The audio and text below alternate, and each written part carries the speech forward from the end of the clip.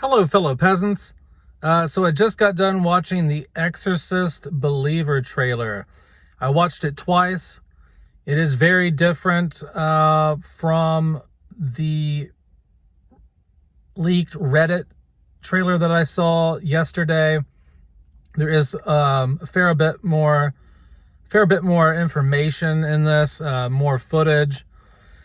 So what do I think about it? Was I impressed? Was I not impressed? This trailer gives me a little bit more hope for the film than what I saw previously on Reddit. But not a whole lot. I don't think, based on the trailer, that this is going to be on the same level as the original Exorcist. I didn't think that anything ever could be. But it's not impossible for it to be done. My biggest gripe here is just the generic cinematography. This film looks super modern. It's very sleek looking. The dialogue is okay.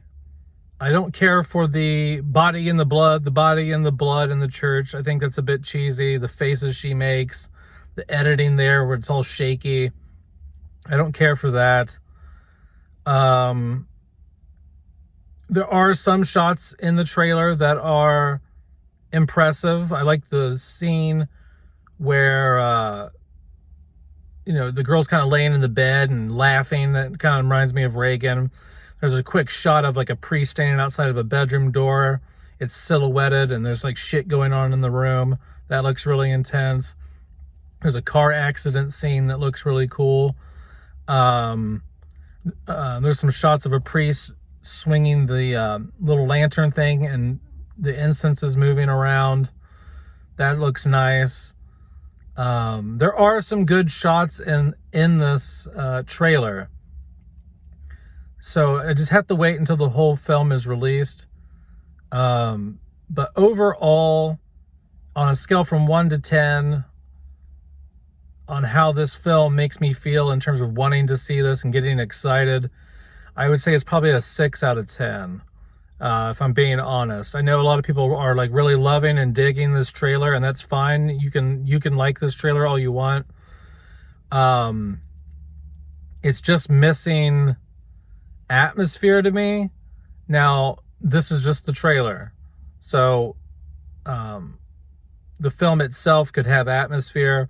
I really hope William Friedkin didn't put standard music or much of a score at all in the original Exorcist. There really isn't a score in The Exorcist. I mean, there's Tubular Bells, which is the main theme, but other than that, most of the sound in the film comes from random effects and things like that. There's no underlying score throughout the whole film of The Exorcist to tell you how to feel. One of the best jump scares in the original Exorcist is when Father Karras is examining the audio tape with Reagan and the phone rings, which was actually William Friedkin shooting a shotgun on set to get that reaction. But I hope they have a more original soundtrack or theme or score to this film, because I don't want a standard horror film soundtrack or score to this. I hope they play around a bit and get experimental, but I don't know. I don't know. Overall, I think it looks okay. If you didn't have the Exorcist title attached to this, it would look like any other Exorcist film, in my opinion.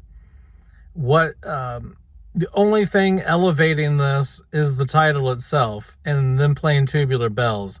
I don't think and Chris McNeil coming back as a character.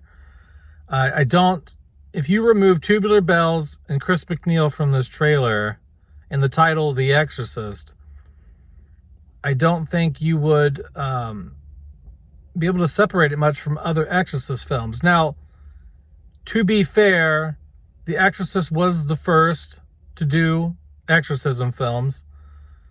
So it's hard to say, well, this feels like a generic exorcism film, because it looks like all the other ones. But to be fair, the original Exorcist is the godfather of exorcism films, so it owns the right. It has the right to look like an exorcist film. It has the right to do a lot of the things the films preceding it did.